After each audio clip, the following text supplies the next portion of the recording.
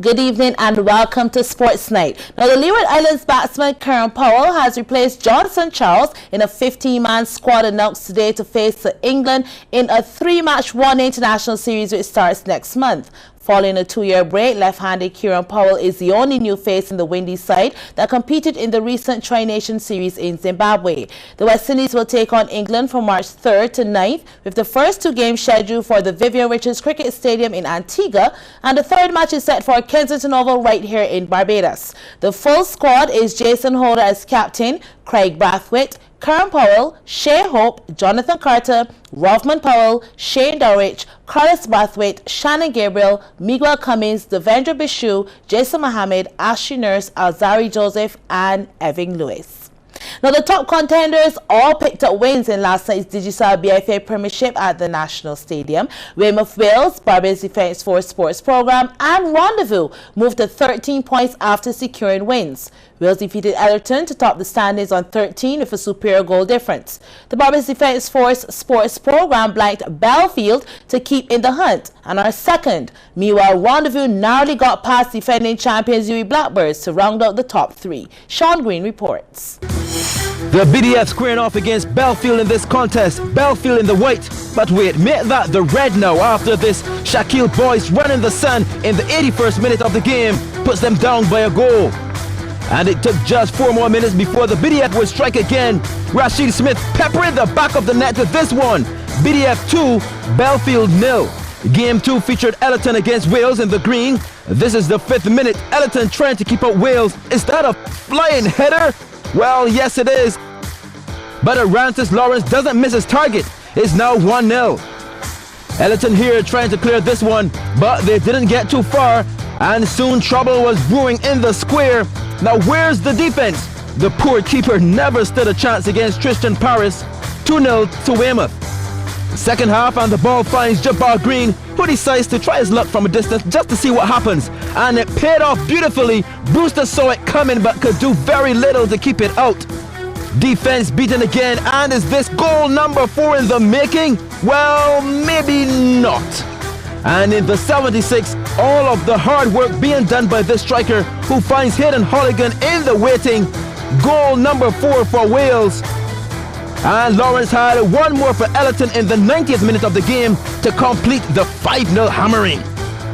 And in the final game, a penalty taken by Shondell Samuel is all it took for Rendezvous to bring down the mighty UWI to win 1-0. Sean Green, CBC Sports. And back now to that IPL news. The out-of-favour West Indies batsman Darren Bravo was bought by the Kolkata Knight Riders during today's Indian Premier League player auction for the 2017 season. He joins a number of other West Indian players who are set to make the big bucks. CBC's Damien Best has the details. Bravo, who was part of the bankrupt IPL team Deccan Chargers, which was later replaced by the Sunrisers Hyderabad in 2012, has been acquired for around $75,000 US. The left-handed Trinidadian batsman was recently dropped from the West Indies team during their tour of Zimbabwe in November after calling President Dave Cameron an idiot on social network site Twitter. His selection comes as a bit of a surprise, considering Bravo's last T20 international for the West Indies was back in 2014. Now, 3 other West Indians were also bought during today's auction. All-rounder Rovman Powell, batsman Nicholas Pooran, and former West Indies skipper Darren Sammy. New kid on the IPL scene is 23-year-old Jamaican Powell, who was bought by the KKR franchise for approximately $45,000 US. Knight Riders team spokesman Gautam Gambhir said with Andre Russell's 1-year ban, they knew they had a big role to fill, but there were no like-for-like replacements for the West Indian all-rounder, who were affordable. While Ben Stokes would have been ideal, he was too expensive, and they ended up going for specific players for roles that needed to be filled. Meanwhile, Darren Sammy will be heading to the Kings 11 Punjab for $45,000 US, and Trinidadian Nicholas Pooran to the Mumbai Indians for a similar price. Several other West Indians remain unsold for the lucrative tournament. They are current West Indies Test and ODI captain Jason Holder, Shannon Gabriel, Raymond Reefer, Marlon Samuels, Johnson Charles, Evan Lewis and Red Emirates. They are joined by Krishmar Santoki, Jerome Taylor, Jonathan Carter, Kesrick Williams, Miguel Cummins and Shane Dorich. Now the established West Indian IPL players have however been retained by their respective franchises.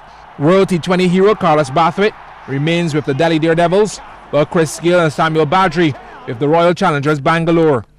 Andre Russell, who is serving a one-year suspension from the sport, has been retained by the Kolkata Knight Riders, along with mystery spinner Sunil Narain. The Mumbai Indians have also retained the services of Kieron Pollard and Lendl Simmons, while Dwayne Bravo, who is recovering from surgery on a torn hamstring, has been retained by the Gujarat Lions. 351 players were up for bidding in the 2017 IPL auction, in which only 77 players, including 29 overseas-based players, could be bought. Damien Best.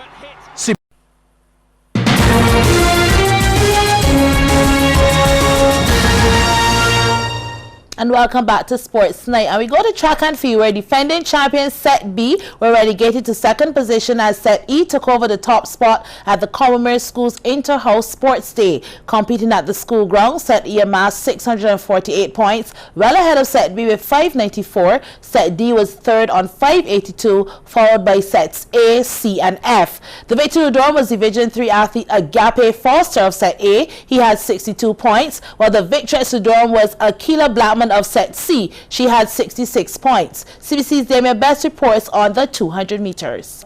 Commonwealth School grounds Waterford just in time for the Division 2 boys 200 meters. Anybody's race over the first 100, coming out of the curve and leading Ethan Taylor of Set A. And once he straightened up, it was a done deal. Who would get second? That's the question as Taylor crosses the line in 29.94 seconds. Terrell Burgess of Set E second, just ahead of the athlete from Set D. Moving on to the Division 3 girls, focus was on lanes 3 and 4. Lane 3 was all over the track, so that doesn't count, but it was Jada Hines of Set B in 29.96 seconds crossing first, ahead of Shawnee Marshall of Set F and Tiara Griffith in third.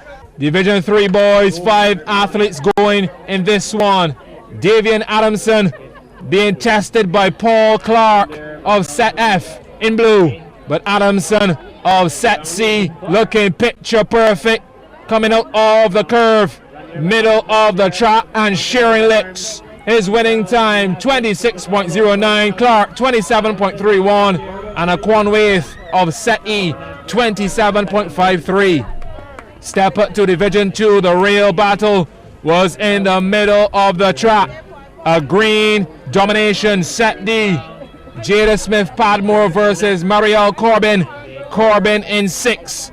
Eyes locked on reaching the finish. Padmore holding off Kristen Sherlin of Set A for second, but it's Corbin in 27.65, Padmore 28.69 and Sherlin 28.87. Division 2 boys now, 5 going in this one.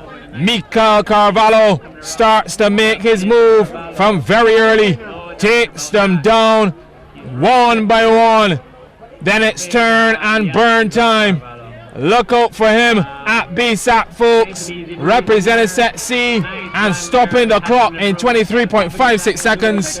Io Toppin of Set A second, 24.69, and Brandon Lowe of Set F third. Division 1 girls, lots of speed to burn. Who's going to navigate the curve first? Well, Akila Blackman of Set C puts her hand up right away. Next door in lane 6, Keneal Gale, but Blackman was headed for the top of the podium in 27.25. Gale 27.63 and Shani Jones of Set E third. Now to the big boys of Division 1. Focus on the middle. That's where you'll find DeAndre Harris of Set E. Theo Greenwich of Set D. Well, he wanted his name in the headlines as well. But it's the Harris show, and he even has time to check for oncoming traffic. But there was no one there. Comfortable in the end. 23.65. Greenwich 24.03. Malik Waith of Set E 24.28. Commonwealth School Inter-House Sports done and dusted. Damien Best, CBC Sports.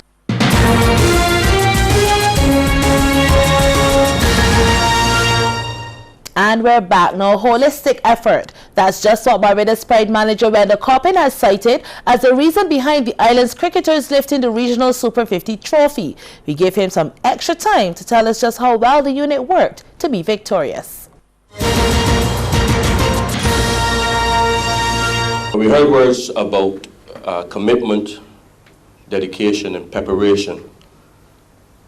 I don't think that I have ever played, worked, coached or taught a group of persons who are more committed to a task, to a goal, and not only that, but to be able to execute the way that they have done throughout this tournament.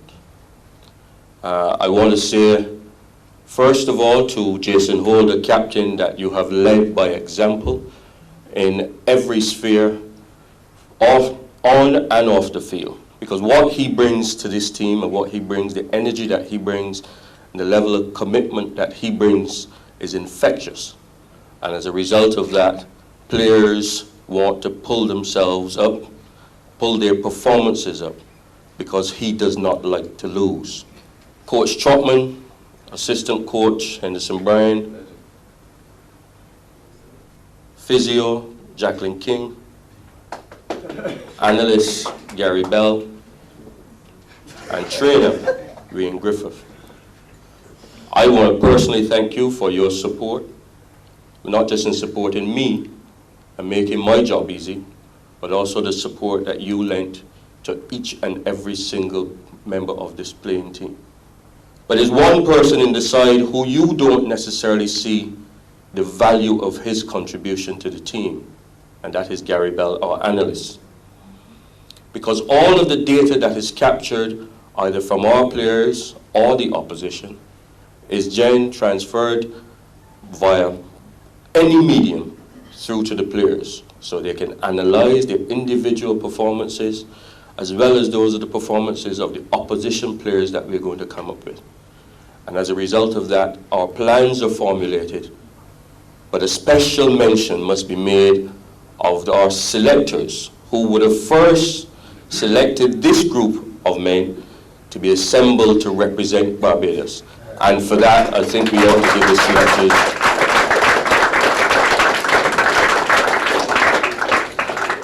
One of the things that you probably don't know, but the selection panel and the management team work hand in glove. And most of the time, any decision that they make are ones that we as a management team would have already thought of. We hope that you will continue supporting this team. I personally have big plans for all of the players. I think that they are some wonderful cricketers, and I'm sure that their careers will go from strength to strength from here on in. And time now to tell you what's coming up on Tuesday in the world of sports. Now, Dighton Griffith Secondary School will stage their inter-house meet at the National Stadium, and the Silver Hill Road Tennis competition continues at the Community Hard Courts in Silver Hill. Now, that's it for this Monday edition of Sports Night. Thanks so much for watching, and join us again tomorrow. Good night.